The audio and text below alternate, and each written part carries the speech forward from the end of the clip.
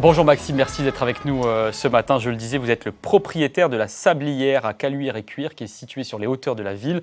Demeure familiale qui domine donc notamment la vallée du Rhône, un peu comme votre habitation actuelle, et qui offre aussi une vue sur le parc de la Tête d'Or, construite donc en 1830. Elle est restée entre les mains de votre famille depuis 7 générations, mais qui en est à l'origine ? Alors, ce sont plusieurs familles de soyez lyonnais effectivement qui ont habité les lieux. Avant, c'était une maison de campagne, une maison des champs. Et puis, c'est la famille Petit qui s'installe en 1808, dont le fils, d'ailleurs, Didier Petit, marchand fabricant d'ornements d'église, va faire construire la maison. Qu'on voit là à l'image, Didier Petit. Tout à fait, c'est son portrait en consul à San Sebastian, sur la fin de sa vie, nommé par Napoléon III. Et puis Didier Petit va faire aménager également les jardins anglais, donc avec les tout premiers jardins anglais, en faisant appel à l'architecte paysagiste Margé de Filleux, qui est l'ancien architecte paysagiste du Jardin des Plantes sur les coteaux de la Croix-Rousse. Alors on y reviendra dans quelques instants, mais il y a aussi Jean-Barthélemy Chazotier qui a compté fortement dans l'histoire de cette demeure. Qui était-il ? C'est votre ancêtre. Donc le voici, pris en photo par mon ancêtre et peintre photographe lyonnais Jules Micol, qui n'est autre que son dessinateur de fabrique d'ailleurs. Il a fait marier ses deux filles le même jour à la mairie de Lyon 4e, et dont l'un avec le fabricant, avec le dessinateur de fabrique Jules Micol. Et justement, il va faire fortune. Donc il est issu d'un petit village à côté de Lyon, c'est Brinda exactement. Et puis il va faire fortune comme ça dans le velours en apprenant son métier. Il va ouvrir des grands magasins juste à côté de l'hôtel de Lyon, l'hôtel de ville, excusez-moi. Et il va acheter cette maison en 1849 avec sa famille. Donc il va faire plusieurs aménagements. Il va faire construire un immense bassin d'eau, d'ailleurs au milieu de la cour. Il va aménager une immense serre dès les années 1850 avec un pavillon.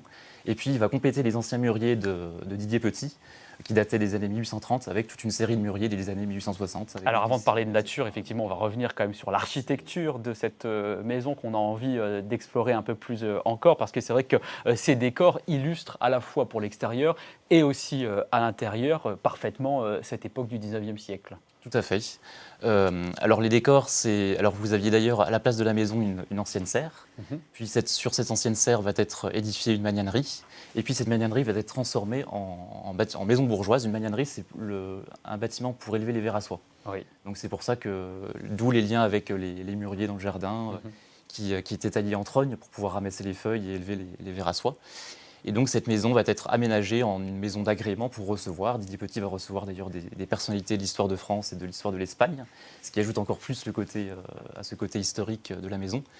Donc il va faire également aménager une immense galerie au devant de la maison, avec une salle de billard, avec des salons, des cabinets de lecture. Et là, on vous voit à l'intérieur du salon, avec beaucoup d'éléments qui n'ont jamais bougé.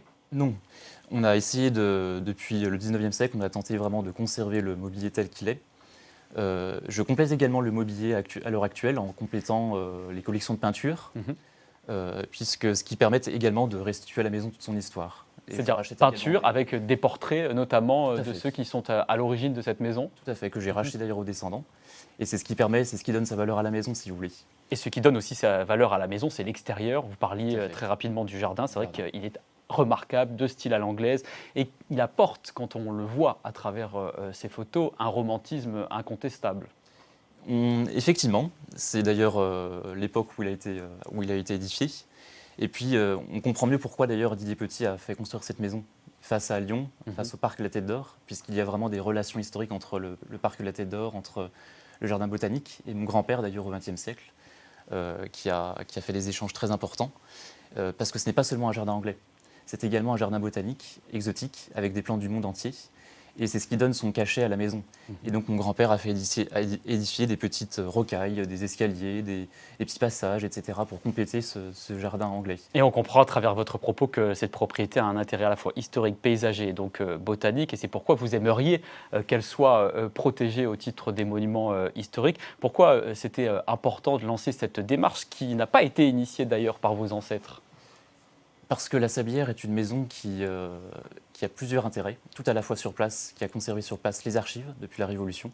Parmi ces archives, vous avez toute une série de photographies des années 1850 qui montrent l'évolution des jardins et de la maison au tout début du Second Empire, avec une série de factures également depuis le 19e siècle. Donc tout le moindre élément, la moindre porte, la moindre fenêtre, tout est datable. C'est-à-dire que tout est bien documenté. Tout est bien documenté. Puis je rachète également des tableaux, donc en plus pour agrémenter les pièces qui ont été conservées dans leur écrin d'origine.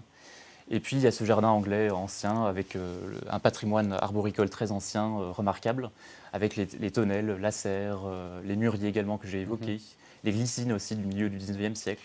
Et puis ce jardin anglais qui a été remanié en un parc exotique et botanique de plantes du monde entier. Et pourquoi s'appelle-t-elle la Sablière, cette demeure? Alors tout simplement à cause de la nature sablonneuse. En fait. Donc il y a beaucoup de noms de propriétés voisines qui portent d'ailleurs sur le caractère géologique de la Terre. Donc quand vous touchez d'ailleurs le sol, la terre vous échappe et part quasiment en fumée. Et d'où le terme la sablière. Et tout à l'heure, vous parliez des personnages célèbres qui ont marqué cette maison. Il y a également Jules Micol donc, et sa famille que vous avez évoqué succinctement. Tout à fait. Mon ancêtre, c'est lui d'ailleurs qui a peint un tableau assez monumental dans le grand salon qui représente sa famille vers 1860. Le lac du parc de la Tête d'Or d'ailleurs est représenté au fond, agrémenté encore derrière par un paysage du Bugey, puisque le peintre était issu du Bugey. Et donc il montre ici sa famille. Il y a à la fois la fierté du père de famille dans ce portrait, puis à la fois la fierté de l'artiste qui est représenté. Et j'ai d'ailleurs retrouvé son autoportrait il n'y a pas très longtemps, que j'ai racheté à un collectionneur lyonnais, et qui permet également de redocumenter. Et d'ailleurs, sur le fond de cet autoportrait, on voit le lac, enfin plutôt le parc de la Tête d'Or, du temps où c'était encore des marais. Et vos connaissances, donc vous les partagez désormais avec le public, puisque vous vous ouvrez pour les Journées européennes du patrimoine. Pourquoi vous avez osé ouvrir une partie de votre intimité? Parce que c'est vrai que c'est quand même votre lieu de vie. Parce que c'est ce qui permet de faire protéger. Et c'est d'ailleurs le vœu de mon grand-père. C'est le vœu de mon grand-père de protéger cette maison après lui. Et c'est un devoir de petit-fils de l'y aider à la protéger.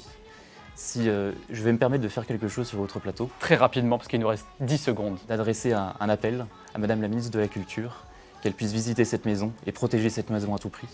Nous avons le plaisir de recevoir bientôt Stéphane Bern, qui m'a écrit également et qui vous soutient. Et qui me soutient. Voilà.